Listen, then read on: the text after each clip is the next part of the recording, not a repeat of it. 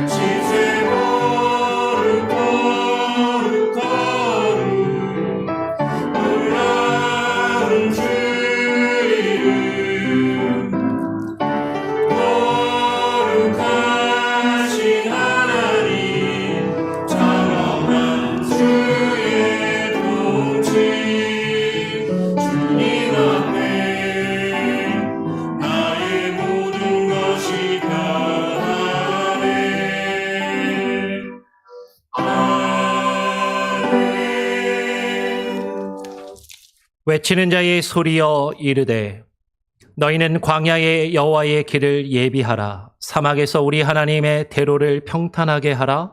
골짜기마다 도두어지며 산마다 언덕마다 낮아지며 고르지 아니한 곳이 평탄하게 되며 험한 곳이 평지가 될 것이요 여호와의 영광이 나타나고 모든 육체가 그것을 함께 보리라. 이는 여호와의 입이 말씀하셨느니라. 아멘. 하나님 아버지, 오늘 이 시간 주님의 임재와 주님의 말씀을 사모하며 주님 앞에 나와 예배합니다. 하나님, 우리가 주님 앞에 나와 주님과 함께 동행하는 예배자의 삶을 살아갈 때 하나님, 우리의 삶을 인도하시고 평탄케 하시며 하나님, 우리의 골짜기가 도두어지며 산마다 언덕마다 낮아지게 하시고 하나님 앞에 겸손히 무릎 꿇는 귀한 모습으로 예배케 하여 주시옵소서. 오늘 이 시간 주님의 임재하심과 주님의 좌정하심을 구하며 하나님을 깊이 경험하며 주님과의 깊은 교제를 갖기를 원하오니 하나님, 오늘 이 시간 우리의 마음이 다른 곳을 향하여 흩어지지 아니하게 하시고 주님만 바라보게 하시고 주님을 향하여 집중케 하여 주시고 주의 음성에 귀를 기울이게 하여 주시옵소서. 광야와 같은 인생길을 살아가는 우리에게 하나님께서 말씀하여 주시는 그 음성을 듣게 하시고 귀 기울이게 하시고 그 말씀에 순종하여 나아가는 참된 예배자의 모습으로 오늘 이 시간 예배케 하여 주시옵소서. 감사하며 예수 그리스도의 이름으로 기도합니다. 아멘. 찬송가 415장을 함께 찬양하겠습니다. 찬송가 415장입니다.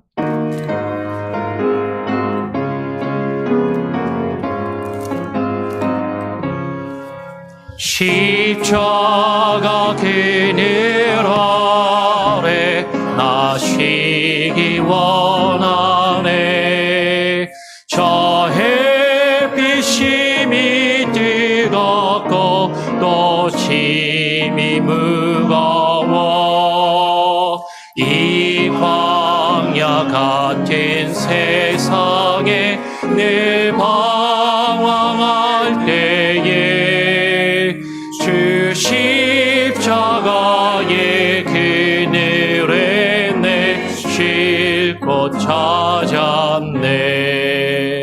내 눈을 밝히 떠서 저 십자가 볼 때 날 위해 고난 당하신 주 예수 보인다.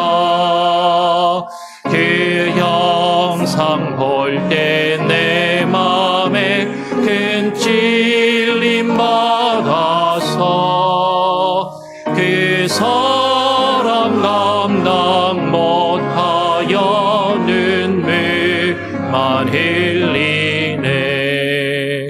십자가 그늘에서 나 사일이 살겠네.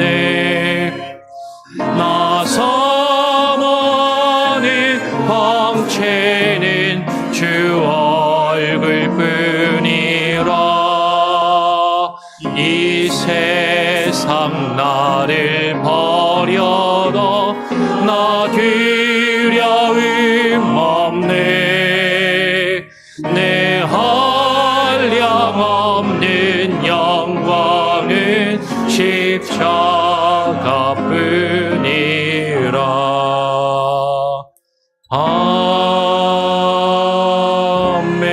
아멘.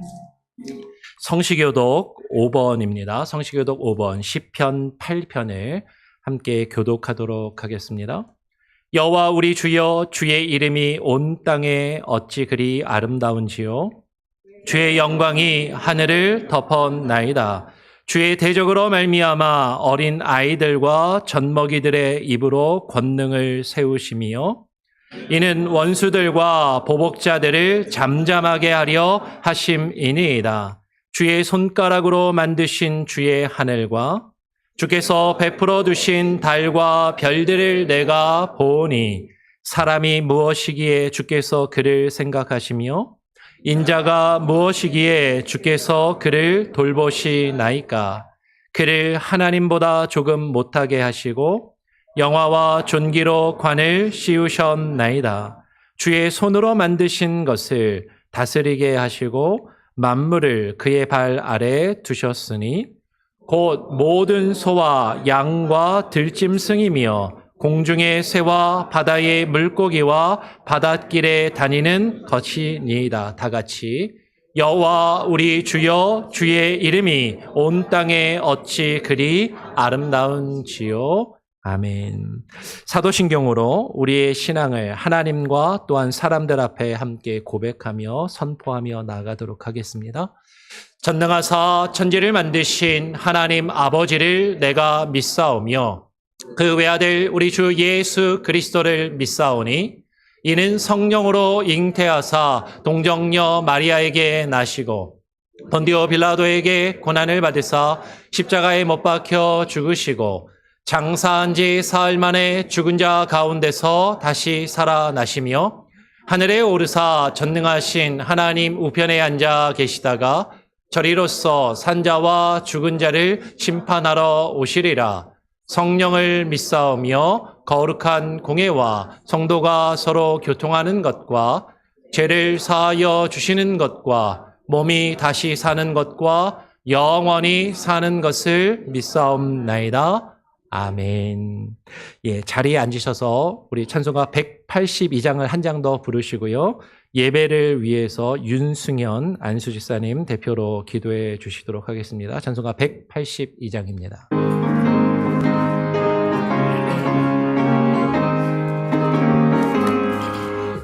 강물같이 흐르는 깊은 성령 강림함이라. 정결한 맘 영원하도록 주의 거처 되겠네. 주님 주시는 참된 평화가 내 맘속에 넘치네. 주의 말씀에 거센 풍랑도 잠잠하게 되더라. 나의 생명 소생케 됨은 성령 임하심이라. 모든 의심 슬픔 사라져 주의 평강 넘치네. 주님 주시는 참된 평화가 내 맘속에 넘치네. 주의 말씀에 거센 풍랑도 잠잠하게 되도다. 하늘에서 덤비 내리고 햇빛 찬란함같이 우리 마음에 성령 임하니 주님 보내심이라. 주님 주시는 참된 평화가 내 맘속에 넘치네. 주의 말씀에 거센 풍랑도 잠잠하게 되도다.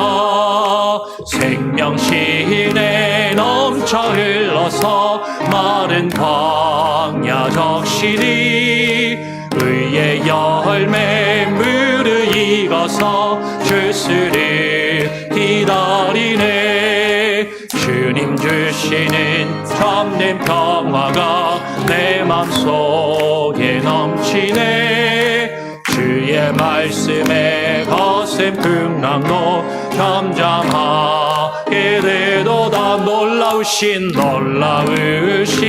주의 은혜로 그의 얼굴 뵙겠네. 평화로운 안식처에서 영원토록 쉬겠네. 주님 주시는 참된 평화가 내 맘속에 넘치네. 주의 말씀에 거센 풍랑도 잠잠하게 되도다. 아멘. 예배를 위해서 윤승현 집사님 대표로 기도하도록 하겠습니다.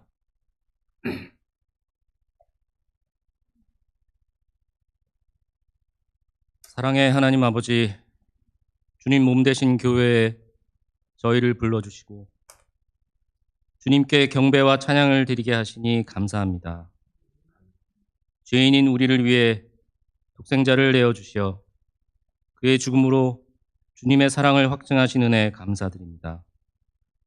죽음마저 이겨낸 주님의 크고 무한하신 사랑에 찬양을 올립니다.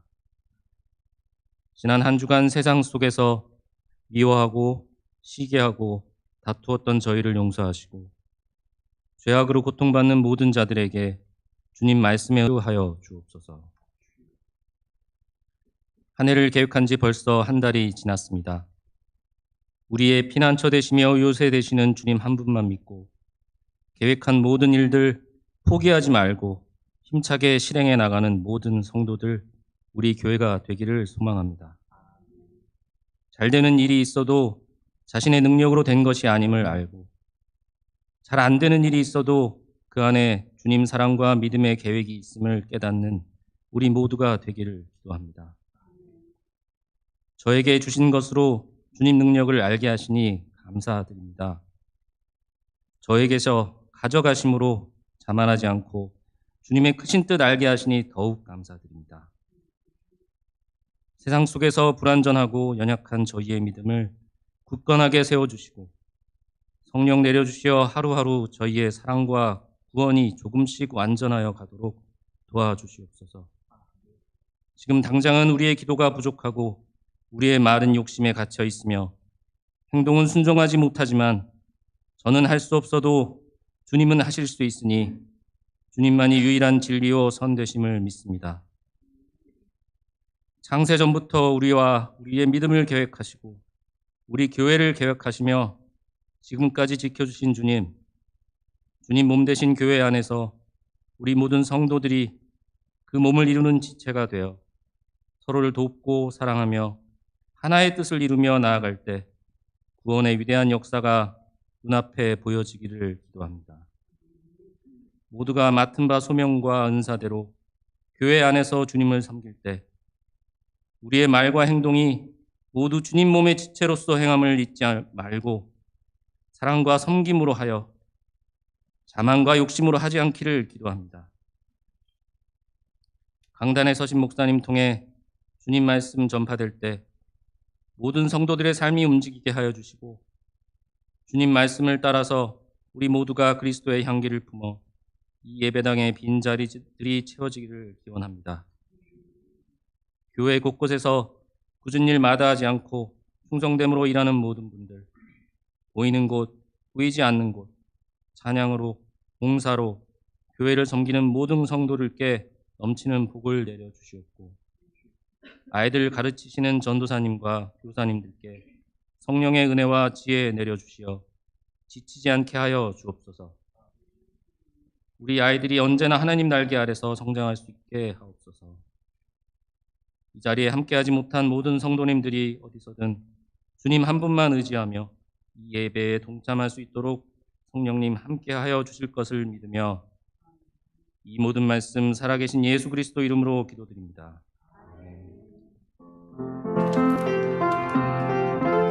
나를 사랑하는 주 나의 곁에 계신 주 이제는 나의 기도 들어주소서.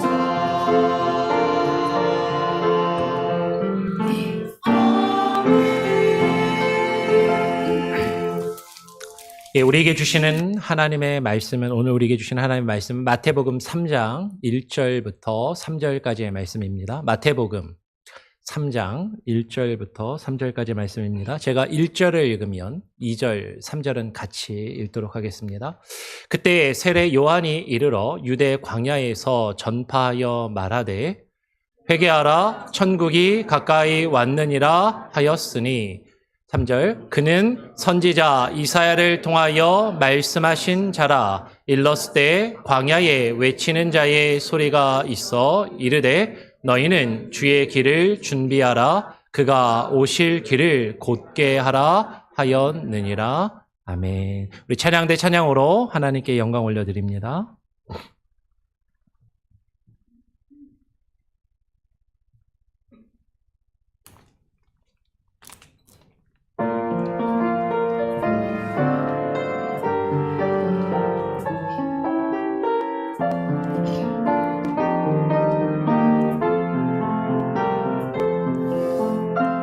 주님을 의지하며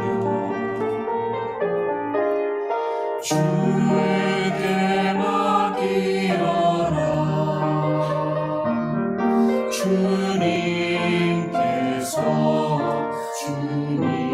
주님께서 너의 곁에 계시니 주께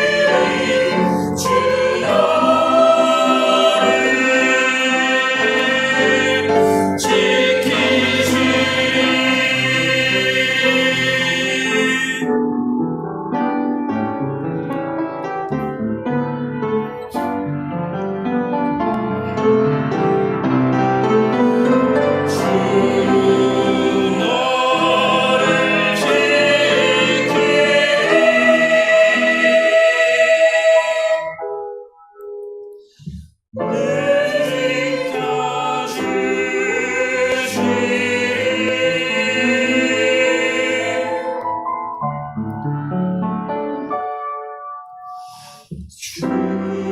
주께 맡기라.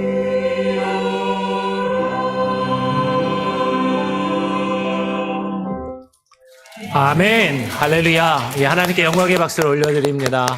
쉽지 않은 곡인 것 같은데, 와, 대단한 것 같아요. 8명이 아니라 한 80명이 부르는 것 같습니다.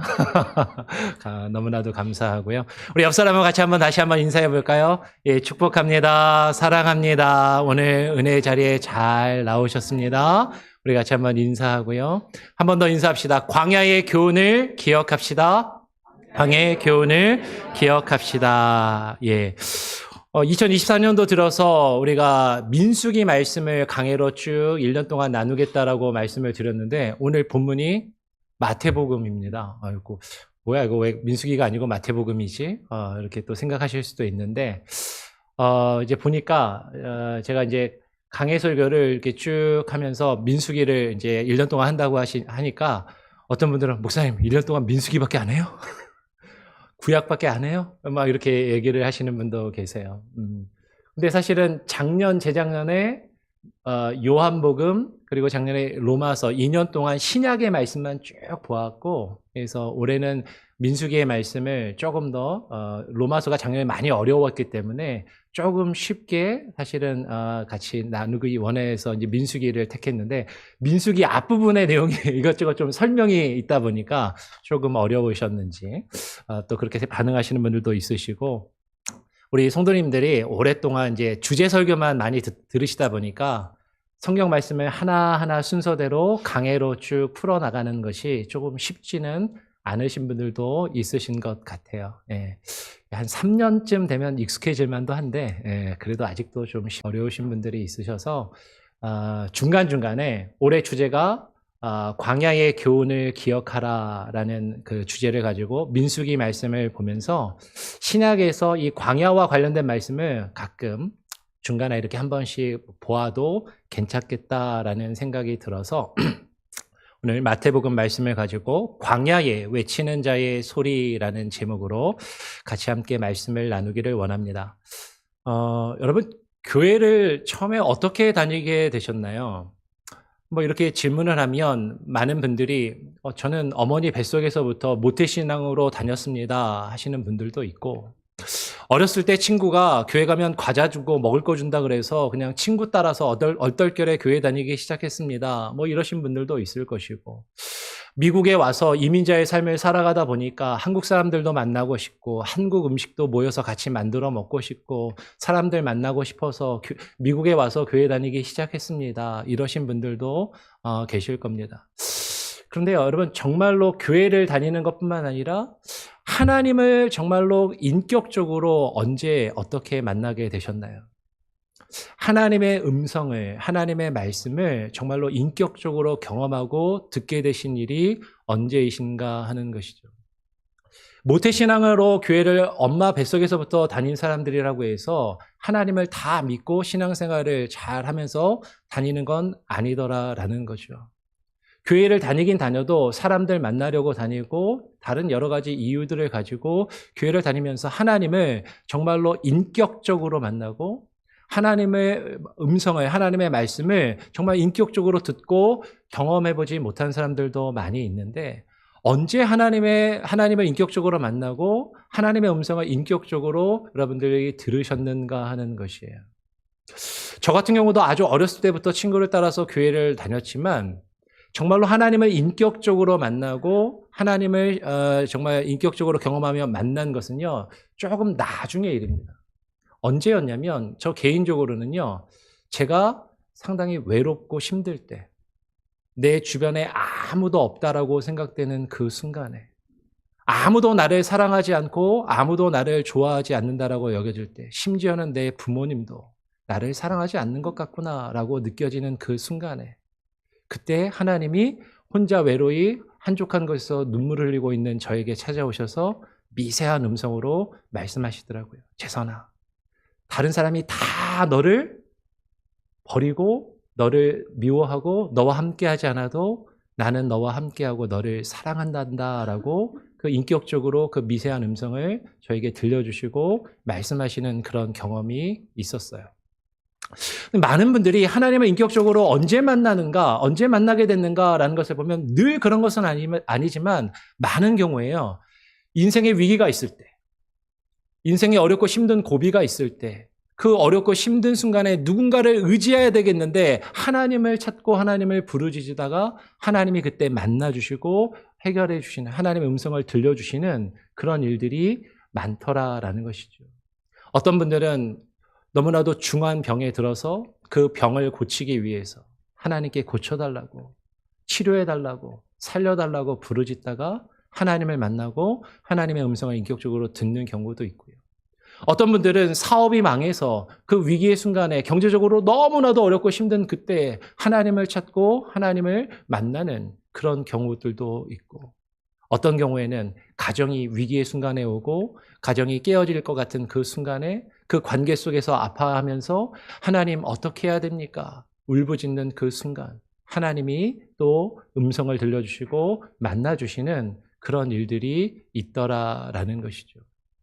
우리가 민수기의 말씀을 통해서 함께 나누기 원하는 하나의 주제 중에 하나가 무엇이냐면, 하나님은요, 광야와도 같은 우리의 인생, 너무나도 힘들고 어려운 우리의 삶과 환경 가운데서 우리가 너무나도 어렵고 우리가 너무나도 뭔가 부족하고 우리가 너무나도 불안한 그 상황 가운데서 하나님이 우리를 만나주시고 우리에게 말씀하시더라라는 것이에요.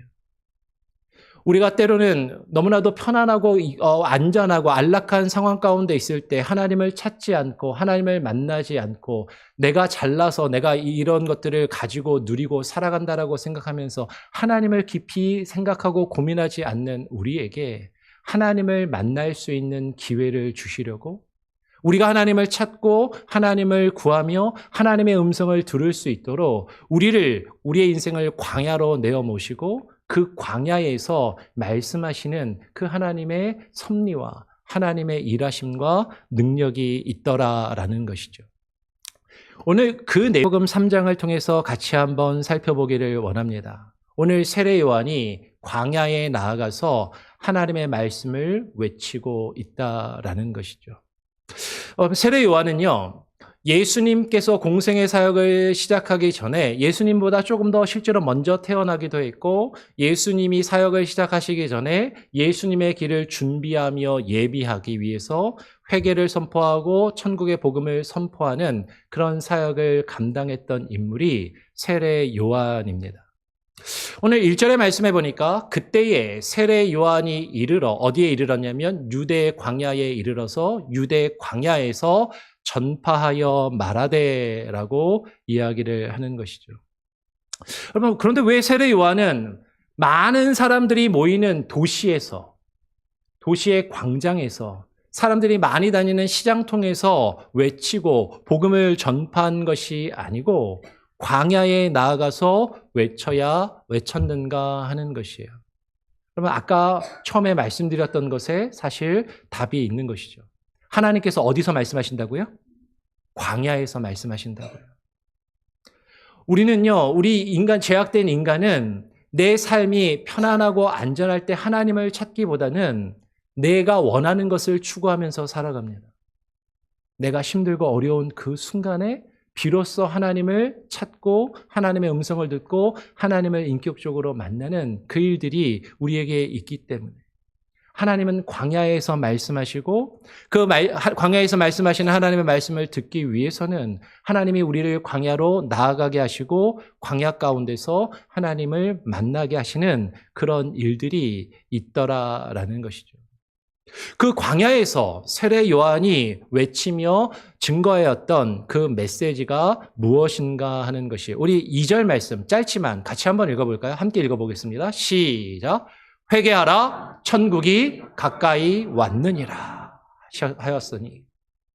세례 요한이 선포한 것은요, 어떻게 보면 단순하였고 분명하였습니다. 회개하라라는 것이죠. 근데 왜 회개하라라고 이야기해요? 하나님의 나라가, 천국이 가까워왔으니까 우리 가운데 임한 그 하나님의 나라를 맞이하기 위해서는, 그 하나님의 나라에 들어가기 위해서는 회개할 것을 촉구하고 있고 그것을 선언하며 지금 외치고 있더라라는 것이죠. 하나님의 나라가 가까이 왔습니다. 우리 가운데 임하시는 그 하나님의 나라에 들어가서 그 하나님의 나라를 누리고 경험하기 위해서 우리에게 요구되는 것이 있는데 그것이 뭐예요? 회개라는 것이죠. 그 회개를 지금 선언하며 선포하고 있는 것이 세례 요한이 광야에서 외치는 그 소리였고 하나님의 말씀입니다. 우리는 그 말씀을 들어야 한다라는 것이죠. 오늘 마태복음의 저자는 이 세례 요한에 대해서 뭐라고 설명하고 있냐면 뒤에 이어서 3절에서 이렇게 이야기를 하는 것이죠.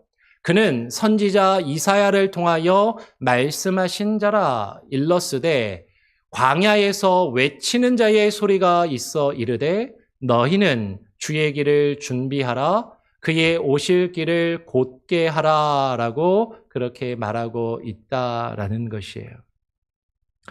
여러분 지금 광야에서 외치는 자의 소리, 지금 세례 요한을 가리켜 광야에서 외치는 자의 소리라고 오늘 마태복음의 저자는 그렇게 평가를 합니다.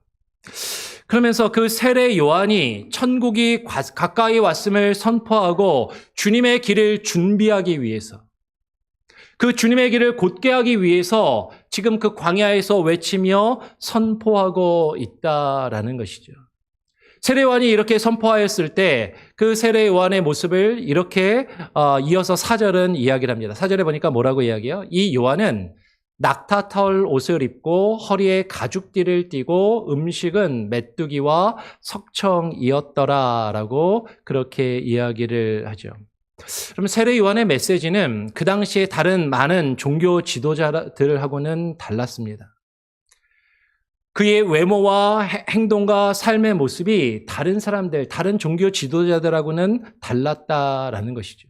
그러면 그 당시의 종교 지도자들은요, 광야에서 외치는 것이 아니라 사람들이 많이 모이는 예루살렘 도성에서, 사람들이 많이 모이는 그곳에서, 예루살렘의 화려한 그 성전에서 화려한 제사의 의식을 행하면서 사람들이 그곳에서 몰려오면 그곳에서 화려한 성전에서 화려한 제사의 의식을 행하고 수많은 찬양대의 찬양과 어떤 감동적인 어떤 세레모니를 보여주면서 그 가운데서 그럴듯한 모습으로 사람들에게 어떤 이야기를 하고 가르침을 주었다라는 것이죠. 그런데 세례 요한은 다른 종교 지도자들하고는 다르게 사람들이 나아가기를 꺼리는 광야에 나가서 외치고 다른 종교 지도자들처럼 화려한 옷을 입지도 않고 좋은 음식을 먹고 자신의 배를 불리지도 않더라라는 것이죠. 많은 사람들이 세례 요한이 나타나서 그렇게 복음을 증거하고 메시지를 선포했을 때 사람들은 신선한 충격을 받았습니다. 그리고 호기심을 갖기 시작했죠. 그래서 세례 요한에게 나와서 도대체 저 사람이 누구지? 도대체 저 사람은 무슨 이야기를 하는 걸까? 그것을 듣기 위해서 세례 요한에게 나왔던 것을 오늘 우리는 발견하게 돼요. 여러분 어쩌면 우리도 그럴 수 있어요. 평상시 들어보지 않았던 설교나 메시지를 들으면 처음에는 뭔가 좀 신선하고 이게 뭐지 하고 호기심을 가집니다. 그래서 지금 사람들이 세례 요한을 향해서 나아오고 있더라라는 것이죠. 우리가 뒤에서 조금 더 자세하게 나누겠지만 사람들이 처음에는 그렇게 나왔는데요. 근데 세례 요한이 증거한 그 메시지가 사람들에게 처음에는 신선했고 도전적이었고 상당히 사람들에게 좀 경각심을 일으켜 주었는데 근데 세례 요한의 메시지를 이제 뒤에서 우리가 나누겠지만 그 메시지의 내용이 어떠했어요? 사람들의 죄를 자꾸 드러내며 책망하고 회개하는 설교를 하니까 그 말씀을 듣는 사람들의 마음이 점점 불편해지는 거죠. 점점 불편해지면서 아니 지금 이건 나에게 하는 소리인가? 지금 내가 잘못했다라고 하는 소리인가? 지금 이것을 지금 나를 야단치는 소리인가로 그렇게 듣게 되면서 사람들은 그것을 거부하고 외면하게 됩니다. 그래서 뒤에 보면 세례 요한이 나중에는요, 그 권력이 있는 사람들, 시민 사람들이 자신들의 죄를 이야기하고 그것을 회개할 것을 세례 요한이 계속해서 강력히 촉구를 하니까 세례 요한을 잡아다가 어떻게 해요? 감옥에 가두는 것이죠. 그리고 헤롯 왕이 자신의 잔치상에서 그 조롱거리와 비웃음거리로 세례 요한의 목을 베어서 그 잔치상에다가 올리는 그런 일들이 실제로 벌어지게 되는 것이에요. 그래서 처음에는 세례 요한의 그 메시지를 사람들이 관심을 가지고 와서 막 들었지만, 근데 사람들이 나중에는 세례 요한을 외면하고 버리고 세례 요한이 죽임까지 당하는 그런 일들이 성경에 기록되어 있더라라는 것이죠. 여러분, 어떻게 보면 세례 요한은 인간적으로 보면요, 그의 사역이 이 세상적인 기준에서 보면 성공했다라고 보기는 어렵습니다. 처음에는요, 사람들이 막 몰려들었어요. 관심도 가졌습니다. 호기심도 가졌어요. 그런데 그 말씀을 듣고 계속해서 전할수록 사람들이 불편해하고 그것을 거부하고 그를 멀리하며 그를 잡아가두고 죽임까지 당하는 그 일을 당한 그 세례 요한을 어떻게 우리가 볼 때 인간적으로 세상적인 기준에서 성공하였다라고 말할 수 있을 것인가? 그런데 세례 요한은 광야에서 그 하나님의 말씀을 증거하는 그 일들을 온전히 감당했다라는 것이죠. 여러분, 더우세요 혹시? 좀 더워하시는 분들이 있으신 것 같아요. 에어컨이 살짝 돌아가게끔 조금 이렇게 온도를 좀 맞춰주시면 감사하겠습니다. 오늘 5절에 보면 그 세례 요한이 처음 메시지를 전할 때 많은 사람들이 세례 요한에게 나오는 장면을 설명을 해줍니다. 같이 한번 보죠. 5절, 6절에 보니까 이렇게 이야기를 해요. 이때 예루살렘과 온 유대와 요단강 사방에서 다 그에게 나와 자기들의 죄를 자복하고 요단강에서 그에게 세례를 받더니라고 이야기를 해요. 세례 요한이 말씀을 증거했을 때 그 말씀을 받은 자들의 반응이 어떠한가를 지금 보여주고 있다라는 것이죠. 참된 하나님의 말씀을 들은 자들의 반응은요, 자신들의 죄를 자복하고 그 죄를 하나님 앞에서 씻기 위해서 주님을 믿기로 결심하고 결단하며 세례를 받는 것이었습니다. 여러분, 이것은 아주 중요한 것이죠. 하나님의 말씀이 우리에게 증거되고 우리에게 주어지면 가장 먼저 드러나는 것은요, 우리의 죄를 드러내는 것이에요. 우리의 죄를 지적하는 것입니다.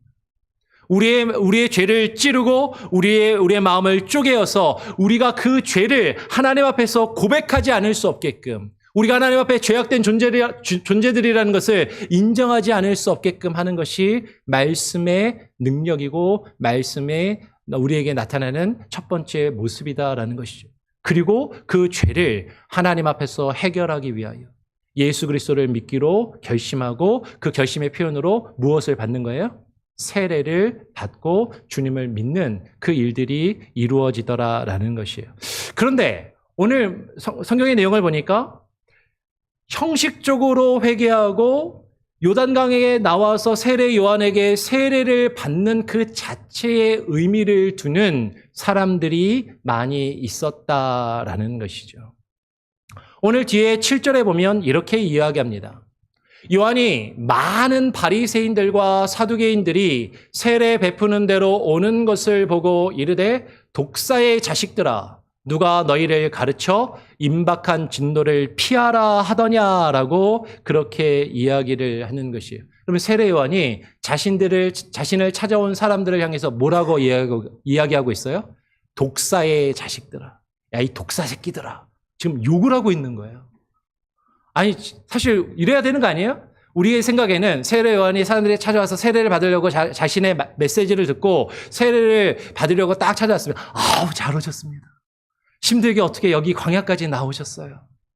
너무나도 잘하셨고 처음에는 제 얘기를 듣기 좀 어려워도 잘 듣고 세례를 받고 하나님 잘 믿으시라고 이렇게 조금 따뜻하게 포근하게 이야기해주고 감싸줘서 막 이야기해줘야 될 것 같은데, 지금 세례 요한은 어떻게 이야기하고 있냐면 자신을 향해서 형식적으로 나와 세례를 받고 있는 그들을 향해서 독사의 자식들아라고 책망하며 꾸짖고 있더라라는 것이죠.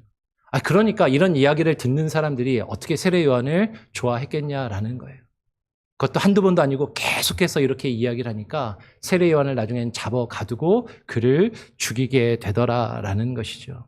여러분, 그런데 문제는 무엇이냐면 이들이 지금 이 바리새인과 사두개인들도 세례 요한을 찾아와서 그의 메시지를 듣고 있고 세례를 받으려고 하고 있더라라는 것이에요. 세례 요한에게 나오지 않은 것이 아니라 나왔습니다. 그 이야기를 지금 듣고 있어요. 그리고 세례를 받으려고 합니다. 그런데 문제는 무엇이냐면 그들에게는 회개에 합당한 열매가 없었다라는 것이죠.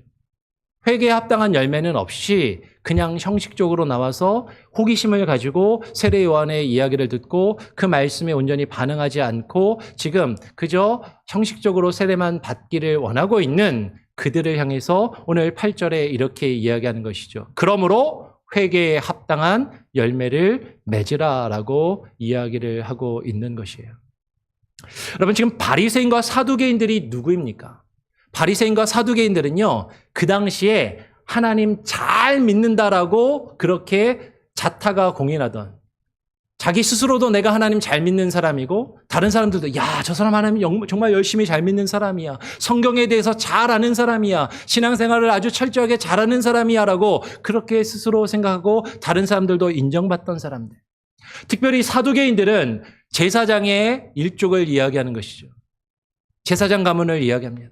제사장들 그룹으로서 성전에서 제사의 의식을 감당하며 종교 지도자로서 백성들을 가르치며 제사의 의식을 행하던 사람들이 사두개인들이었다라는 것이죠. 성경에 대해서 많이 알고 있고 하나님을 잘 믿는다라고 생각하며 성전에서 여러 가지 일들을 맡아서 그 일들을 감당했던 종교 지도자들이었다라는 것이에요. 그런데 그런 그들도 세례 요한이 처음 메시지를 전할 때 세례 요한에게 관심을 가지고 그가 뭐라고 이야기하는가 듣기 원하여서 나와서 그의 말을 듣고 지금 세례를 받으려고 하고 있고 세례를 받았다라는 것이죠. 그런데 문제는 그들이 세례 요한에게 나와서 그의 이야기를 귀로 듣기는 듣고 세례를 받기는 받았지만 그들이 회개를 한다라고 하기는 하였지만 그들의 회개는 회개에 합당한 열매를 맺는 모습이 전혀 없었다라는 것이 문제다라는 것이죠. 회개에 합당한 열매를 맺는 모습이 전혀 없었다라는 것이에요.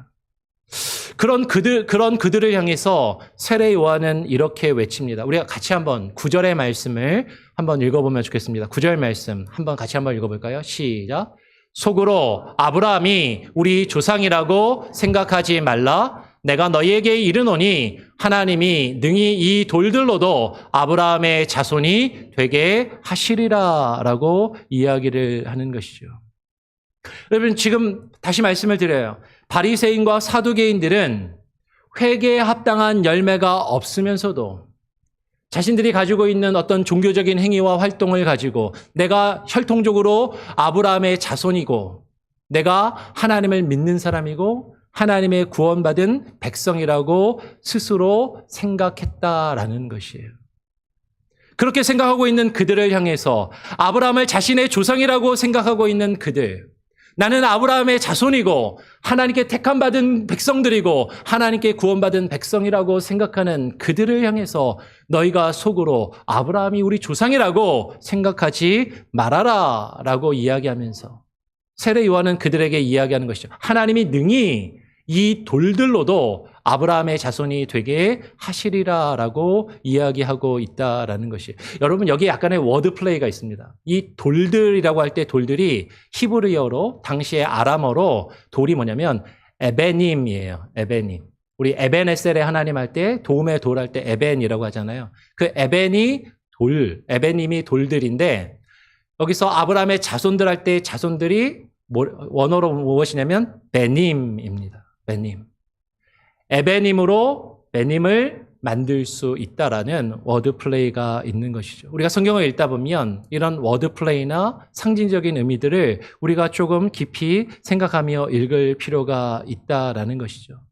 하나님께서 이 아무것도 아닌 이 돌들로도 하나님께서 아브라함의 자손이 될 수 있게 하실 수 있는데 너희가 혈통적으로 아브라함의 후손인 유대인들이라고 너희가 정말로 하나님의 백성이라고 생각하지 말라라고 이야기를 하는 것이죠. 여러분, 우리가 작년에 함께 나누었던 로마서의 말씀을 통해서 보면 로마서는 우리에게 분명하게 증거하고 있는 것이죠. 아브라함의 육신의 자손이 참된 아브라함의 자손이 아니라 아브라함, 그의 믿음의 발자취를 쫓는 자가, 아브라함의 믿음의 발자취를 따르는 자가 참된 유대인이요 하나님의 자녀들이라고 성경은 우리에게 분명하게 증거하고 있다라는 것이에요. 그러면 정말로 우리가 하나님의 자녀, 구원받은 백성이 되기 위해서 우리에게 어떠한 모습이 있어야 하는가를 지금 성경은 분명히 말씀하고 있다라는 것이죠. 오늘 그들을 향하여 스스로 아브라함이 우리의 조상이고 나는 아브라함의 자손이고 나는 하나님을 믿는 하나님의 백성이라고 생각하고 있는 그들을 향해서 오늘 10절에 세례 요한은 이렇게 이야기하는 것입니다. 이미 도끼가 나무 뿌리에 놓였으니 좋은 열매 맺지 아니하는 나무마다 찍혀 불에 던져지리라 라고 이야기를 하는 것이죠. 회개에 합당한 좋은 열매를 맺지 아니하는 나무는 그가 누구이든지 찍혀서 심판의 불에 던져지게 될 것을 이야기하고 있는 것이에요. 그럼 아까 이야기한 것처럼 나는 어렸을 때부터 어머니 뱃속에서부터 교회를 다녔고 수십 년간 교회를 다녔고 교회를 다니면서 수많은 직분과 여러 가지 일들을 맡아서 봉사도 했고 여러 가지 일들을 했다라고 그래서 나는 구원받은 하나님의 자녀라고 그렇게 생각하고 있는 우리들을 향해서 하나님이 원하시는 회개에 합당한 열매 그 좋은 열매를 맺지 아니한다면 하나님이 그 심판의 불에 던지시리라라고 말씀하고 있다라는 것이죠. 11절을 건너뛰어서 12절을 한번 먼저 보겠습니다. 12절에 이렇게 이야기를 합니다. 손에 키를 들고 자기의 타작마당을 정하게 하사 알곡은 모아 곳간에 들이고 쭉정이는 꺼지지 않는 불에 태우시리라 라고 이야기를 해요. 그러면 여기서 알곡이 무엇입니까? 알곡이 누구죠? 회개에 합당한 열매를 맺고 그 합당한 좋은 열매를 맺는 것이 알곡이에요. 회개에 합당한 좋은 열매를 맺지 아니하는 쭉정이 그 쭉정이는 그 꺼지지 않는 불에 던져질 것을 지금 말씀하고 있다라는 것이죠. 그런데 바리새인과 사두개인들은 그 회개에 합당한 좋은 열매를 맺지 않으면서도 자신들이 구원받은 주의 자녀들이라고 그렇게 생각하고 있더라라는 것이죠. 그런 그들에게 세례 요한은 지금 회개할 것을 참으로 바르게 회개할 것을 지금 요청하고 있다라는 것이에요. 오늘 11절에 이렇게 이야기를 합니다. 11절 우리 마지막으로 11절 말씀을 같이 한번 한 목소리로 한번 읽어보기를 원합니다. 같이 한번 읽어볼까요? 시작. 나는 너희로 회개하게 하기 위하여 물로 세례를 베풀거니와 내 뒤에 오시는 이는 나보다 능력이 많으시니 나는 그의 신을 들기도 감당하지 못하겠노라. 그는 성령과 불로 너희에게 세례를 베푸실 것이요. 여러분 지금 세례 요한이 물로 세례를 베푸는 그 이유가 무엇이에요? 너희로 무엇을 하도록 하기 위함이다? 회개를 하기 위함이다라는 것이죠. 여러분 회개는 그냥 내가 잘못했다라는 것을 깨닫고 그냥 후회하며 눈물 한번 찔끔 흘리는 것이 회개가 결코 아니다라는 것이에요. 여러분 회개의 원래의 뜻은 무엇이에요? 회개의 원래의 뜻은 되돌아간다라는 것이에요. 어디로 되돌아가는가? 하나님을 향하여 하나님을 뜻에 향하여 되돌아가는 것이죠. 세상에 많은 사람들이 하나님께서 우리를 창조하시고 하나님께서 우리를 지으신 우리의 존재의 이유와 목적을 떠나서 하나님께서 그 백성을 구원하신 그 구원의 이유와 목적을 떠나서 세상을 향하여 내가 원하는 것을 향하여 내가 바라는 것을 향하여 나아가는 그 길을 걸어가다가 그곳에서 되돌아서 다시 하나님을 향하여 하나님과 하나님의 뜻을 향하여 되돌아가는 것이 회개라는 것이에요. 아, 내가 잘못했구나라고 생각하고 깨달아 알면서도 계속해서 그 길을 향해서 나아가고 있다면 그것은 회개가 아니다라는 것이죠. 회개는 우리의 인생의 방향을 바꾸는 것입니다. 회개는 우리의 인생의 시선을 바꾸는 것이에요. 무엇을 향하여? 하나님을 향하여 우리의 인생과 우리의 가치관과 우리의 삶의 방향을 바꾸는 것이 바로 회개라는 것이죠. 우리가 민수기의 말씀을 통해서 민수기 앞부분에서 하나님께서 이스라엘 백성들을 구원하여 내시고 그 이스라엘 백성으로 하여금 진을 치게 하시면서 어떻게 치게 하셨다고요? 하나님의 성소를 향하여 진을 치게 하셨습니다. 다른 곳을 향하여 나아가는 것이 아니라, 다른 곳을 바라보는 것이 아니라 하나님을 향하여, 하나님이 계신 곳을 향하여, 하나님의 말씀과 하나님의 임재가 선포되는 곳을 향하여 그 인생의 방향을, 우리의 시선을 돌이키는 것이 바로 회개라는 것이죠. 여러분, 회개에 합당한 열매, 여러분 이것을 오해하시면 안 돼요. 그러면 어떤 실수도 하지 말고 어떤 잘못도 하면 안 된다라는 것입니까? 아니, 그것이 아니라요. 우리가 우리의 삶을 살아가면서 어떤 실수도 하지 않고 어떤 잘못도 하지 않는 사람은 아무도 없어요. 우리가 연약해서 실수도 하고 잘못도 하고 때로는 쓰러져서 넘어지기도 합니다. 그런데 중요한 것은 무엇이라고요? 우리의 인생의 방향이 어디를 향해서 나아가고 있냐라는 것이죠. 때로는 하나님께서 우리에게 보이시는 그 길을 벗어나서 다른 길을 갈 때도 있어요. 때로는 우리가 그 길에서 벗어나서 실수할 때도 있고 범죄할 수도 있습니다.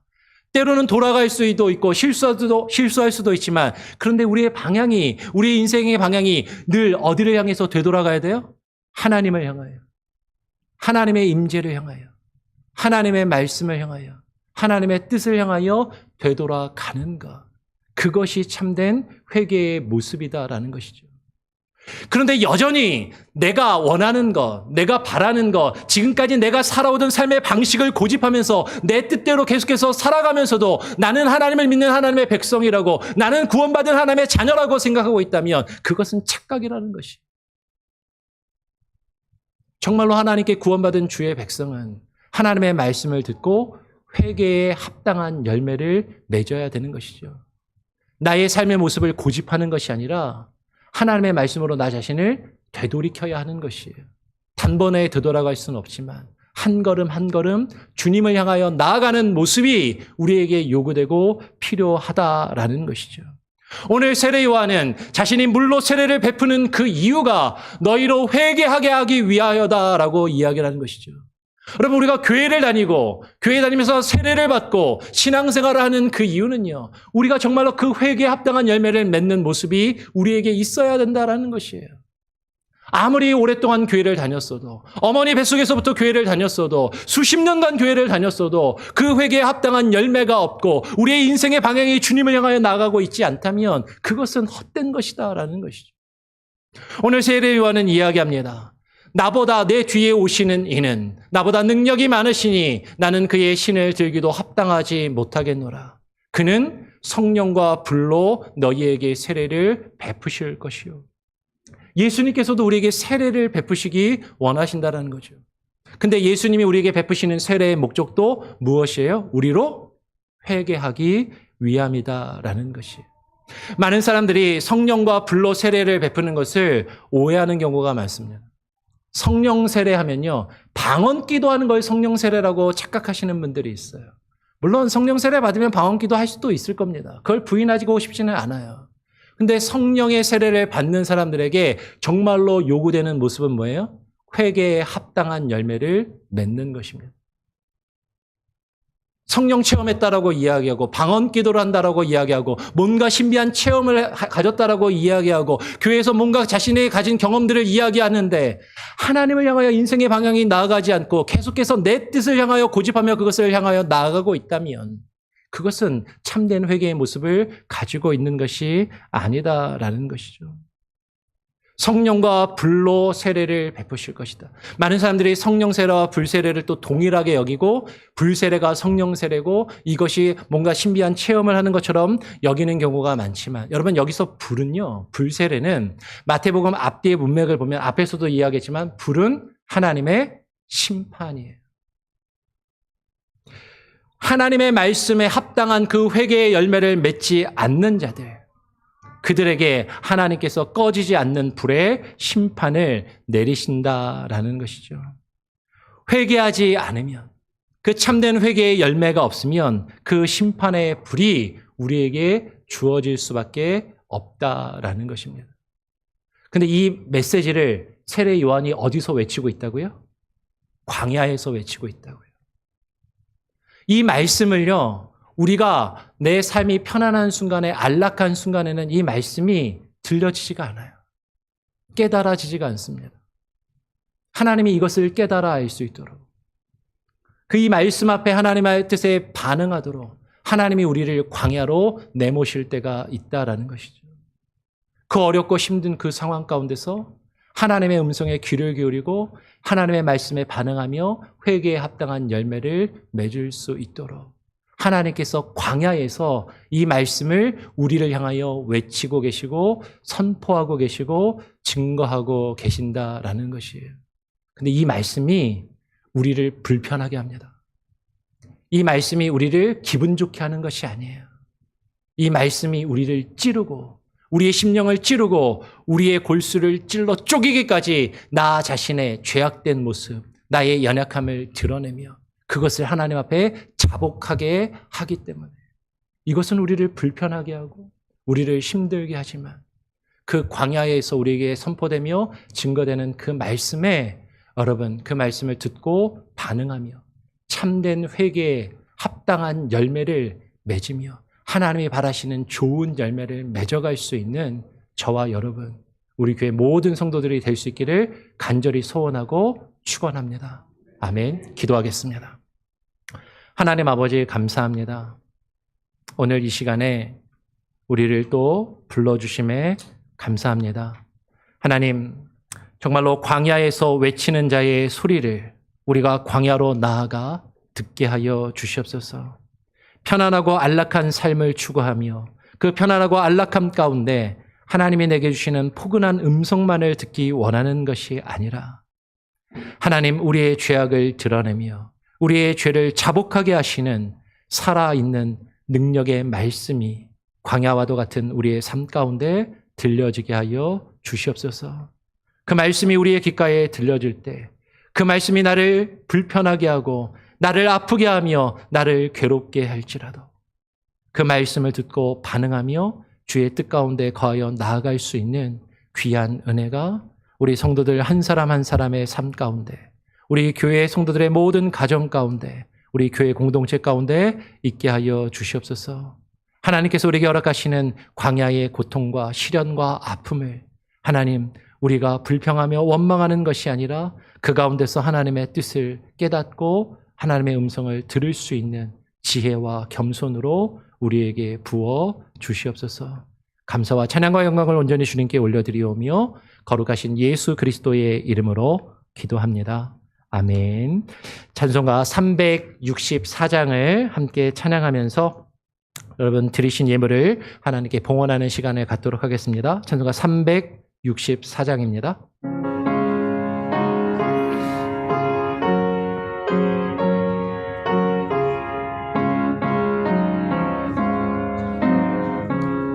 내 기도하는 그 시간 그때가 가장 즐겁다. 이 세상 근심 걱정에 얽매인 나를 부르사 내 진정 소원 주 앞에 난 낯이 바라오래요. 큰 불행낭에 슬플 때 나 위로받게 하시네. 내 기도하는 그 시간 내게는 가장 귀하다. 저 광야 같은 세상을 끝없이 방황하면서 위대한 길로 나갈 때 주께서 나를 이끌어 그 보좌 앞에 나아가 그 은혜 받게 하시네. 내 기도하는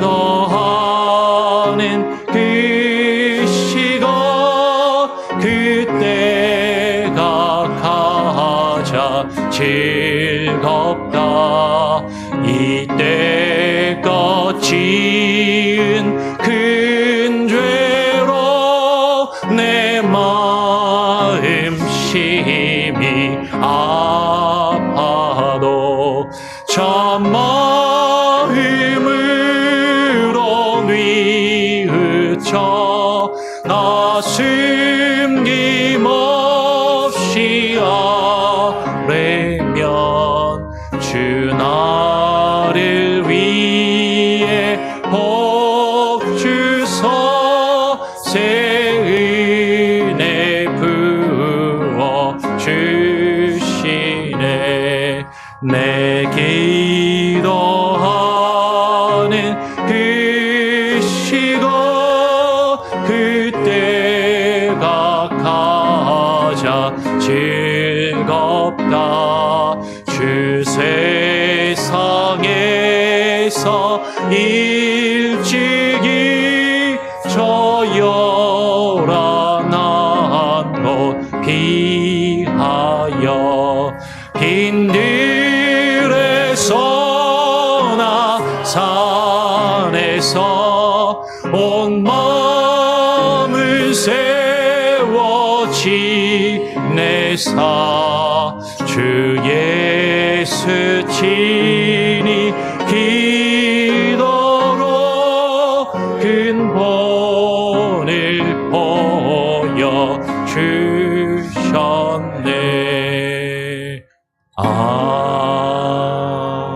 아멘. 드려진 예물을 위해서 제가 잠시 기도하겠습니다. 하나님 아버지 감사합니다. 오늘 우리가 주님 앞에 나와 주님을 예배하며 빈손으로 나오지 아니하고 주님께서 우리에게 허락하신 것 중에 그 물질의 일부를 정성껏 구별하여 드리오니 하나님 받아 주시옵소서. 하나님의 말씀에 귀 기울이며 그 말씀에 순종하며 나아갈 때 하나님 정말로 나의 삶에 주께서 주인 되심을 깨닫고 인정하며 고백하는 마음으로 주님께서 우리에게 허락하신 것의 일부를 주님께 드리오니 하나님 이 물질을 통하여 하나님 주의 놀라운 일들을 이루어 가시고 주의 역사가 이루어지는데 귀하게 쓰임받게 하여 주시옵소서. 하나님 정성을 다하여 드리는 우리 성도들의 마음과 기도와 헌신을 주님 보시고 저들의 생애를 돌보시며 책임지시고 함께하여 주시고 저들의 가정과 자녀들 위해 한없는 하늘의 복을 내려 주시옵소서. 세상의 복이 아니라 하늘의 신령한 복을 추구하며 그 복을 누리는 자의 삶을 살아갈 수 있는 참된 기쁨과 평안함이 있게 하여 주시고 때로는 광야와도 같은 인생의 길을 걸어갈 때 때를 따라 필요를 따라 먹을 것과 입을 것과 마실 물과 음식을 떡을 주시는 그 하나님의 은혜를 경험하며 주님께 모든 것을 맡기며 주님을 신뢰하는 귀한 인생과 삶이 되게 하여 주시옵소서. 모든 것을 주님께 의탁하오며 감사와 찬양과 영광을 주님께 올려드리오며 거룩하신 예수 그리스도의 이름으로 기도합니다. 아멘. 교회 소식을 전해드립니다. 오늘 우리 교회에 또 방문해 주신 분이 있으신데요. 환영합니다. 예, 반갑고요. 그냥 가시지 마시고요. 점심 식사가 있습니다. 식사 같이 하시고 좀 교제하시고 좀 대화 좀 나누시고 가시면 감사하겠습니다. 그러고요. 예. 교회 소식을 전해 주보를 참고하시길 바랍니다. 마태복음 25장 운동 기억해 주셔서 우리 활기찬 교회 회중 만들기에 다 같이 우리 힘쓰는 저와 여러분이 되길 바라고요. 구조적인 차별, 특별히 인종차별이나 이 사회적인 차별을 또 없애고 철폐하는데 또 마음을 쓰고 기도하며 힘쓰는 교회와 우리들이 되기를 원합니다. 또 사회 구조적인 빈곤과 그 어려움 가운데 있는 것들을 퇴치하고 우리 주변의 어려운 사람들을 향하여 먼저 손 내밀고 도와주는 우리 교회가 될 수 있도록 계속해서 기도해 주시기를 부탁을 드려요.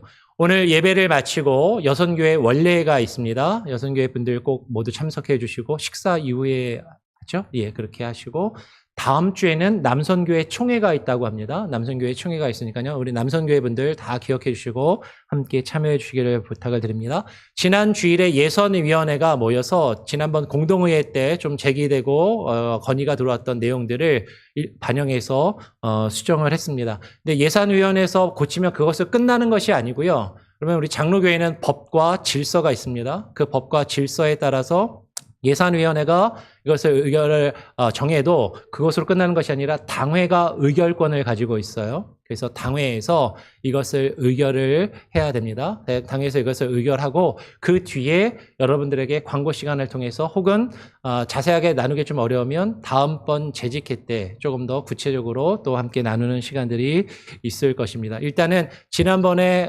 건의가 되었고 문제가 제기되었던 것들을 대부분 반영해서 예산을 일부 수정했다라고 그렇게 이해를 해주시면 좋겠습니다. 2월 달부터 구역 모임이 재개가 됩니다. 우리 새로 민수기 말씀을 나누면서 민수기 공과 교재를 하나 택해서 우리가 구역 모임과 성경 공부를 하게 되는데요. 우리 각 구역별로 모임 시간과 장소를 정하셔서 구역 모임을 재개를 해주시기를 부탁을 드립니다. 그렇게 하면 되겠고요. 새로 오신 분들은 구역 배정을 이제 또 따로 해드리도록 그렇게 하겠습니다. 그렇게 하고 예. 오늘 6번 광고를 보면 제가 내일부터요 수요일까지 목회자 계속 교육을 참여합니다. 우리 장로교회는 교회 위에 노회가 있고요. 노회 위에 대회가 있습니다. 우리 교회가 속해 있는 대회가 리빙 워러스 대회인데요. 리빙 워러스 대회하고 저쪽에 캘리포니아래요. 저쪽에 플로리다 쪽에 남대서양 대회가 두 개의 양 대회가 같이 모여가지고 목회자 계속 교육을 1년에 한 차례 합니다. 그래서 그 교육에 제가 이제 참석을 해야 되는데요. 그래서 월요일부터 수요일까지 제가 교회를 비우게 됩니다. 그래서 화요일, 수요일 새벽 예배하고 수요 예배는 없습니다. 주에 보면 수요 예배에 이번 주 내용이 이렇게 기록되어 있는데 그 내용은 한 주 미루어서 그 다음 주에 할 수 있도록 그렇게 합니다. 그렇게 이해를 해주시고요. 목회자 계속교육에 잘 갔다 올 수 있도록 기도해 주시고 여러분 새벽 예배 화요일 수요일 한데 개인적으로 자유롭게 기도하시고 교회 열쇠가 있으신 분들은 교회 오셔서 기도하셔도 괜찮습니다. 그렇게 해주시기를 부탁을 드리고요. 3월달, 4월달에 지금 행사들이 쭉 몰려 있어요. 연결되어 있습니다. 3월 초에 이쪽 몽고메리 지역교회 협의회에서 연합집회를 가집니다. 연합집회를 3월 8일부터 10일까지 가지는데 많은 인원들이 함께 모여야 되기 때문에 늘푸른 장로교회에서 연합집회를 하게 됩니다. 기억을 해주시고요. 그리고 올해는 부활주일이 3월 말이에요. 그래서 부활주일 주일 연합 새벽 예배가 있는데 부활주일 연합 새벽 예배는 우리 교회에서 하기로 했습니다. 그래서 우리 교회에서 장소를 하기 때문에 여러분 또 많이 참여해 주시고 성가대도 연합 성가 우리 성도님들 원래 성가대원들 말고 다른 분들도 좀 같이 해가지고 성가대석에 좀 서주시기를 부탁을 드립니다. 그렇게 좀 해주시고요. 그리고 이어서 4월에 넘어가서 4월 말에 우리 교회 자체적으로 외부 강사를 초청해서 말씀 집회를 갖습니다. 4월 19일부터 21일까지 강사는 정민영 선교사님이신데요. 정민영 선교사님은 국제 성경 번역 선교회 위클리프 선교회에서 그 국제집에서 국제 부총재까지 하신 분이고 인지도나 어떤 이름이 많이 알려주신 분인데 이름이 많이 알려져서 모시는 게 아니라 그분의 말씀과 인사이트가 상당히 좋으시더라고요. 그래서 꼭 한번 우리 교회에 모시고 싶었는데 한국에 계시거든요. 미국에 오시는 길에 저희 교회에 모셔야 되기 때문에 날짜가 가을이 아니라 지금 4월 달로 잡혔습니다. 한국에 계신 분이 미국에 오신 김에 모셔야 되기 때문에 날짜가 이렇게 잡혔어요. 그래서 정민영 선교사님은 코스타 강사도 하시기도 하시고 일단 말씀과 그 어떤 말씀의 내용이 상당히 좋으신 분이십니다. 여러분 인터넷에 검색하셔도 금방 찾으실 수 있을 거예요. 그래서 이 강사님을 좋은 강사님 모시고 집회를 하니까 그러면 기도로 사모하는 마음으로 같이 준비하고 같이 말씀 집회를 우리가 같이 할 수 있기를 원합니다. 혹시 다른 광고 내용이나 함께 나눠야 되는 내용이 있으신가요? 제가 빠뜨린 것? 없습니까? 없으면 우리 다 같이 일어나셔서 마지막 찬양 함께 부르고요. 제가 축도함으로 오늘 2부 예배를 마치도록 하겠습니다. 나의 가는 길 주님 인도하시네. 그는 보이지 않아도 날 위해 길하시네. 주 나의 인도자 항상 함께 하시네. 사랑과 힘 베푸시며 인도하시네 나의 가는 길 나의 가는 길 주님 인도하시네 그는 보이지 않아도 날 위해 일하시네 주 나의 인도자 항상 함께 하시네 사랑과 힘 베푸시며 인도하시네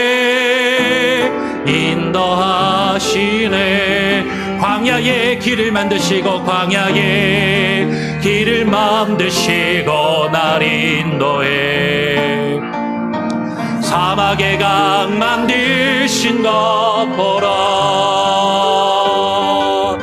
하늘과 땅 변해도 주의 말씀 영원히 내 삶 속에 새 일을 행하리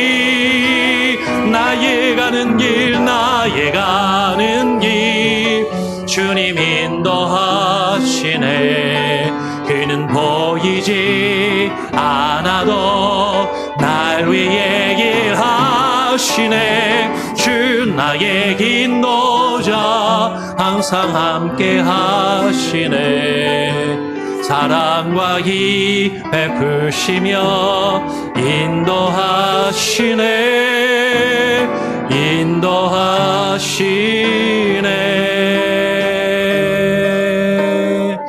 그렇습니다. 하나님 광야의 인생길을 걸어가며 그 광야의 삶 가운데서 우리에게 말씀하시는 주의 음성을 듣기를 소원하며 그 말씀에 반응하여 회개에 합당한 열매를 맺으며 하나님이 원하시는 좋은 열매를 맺어가기를 소원하며 결심하는 오늘 이 자리 가운데 나와 예배하는 모든 예배자들과 출타하였을지라도 우리 교회에 속한 모든 우리 한인장로교회 권속들 그들의 가정과 자녀들 위해 오늘 이 시간에 온라인으로 함께 예배드리며 이후에 또한 온라인으로 예배드릴 모든 예배자들의 삶 가운데 이제는 우리 구주 예수 그리스도의 무한하신 은혜와 아버지 하나님의 크신 사랑과 성령님의 역사 교통하심이 이제로부터 영원토록 함께 계실지어다. 아멘.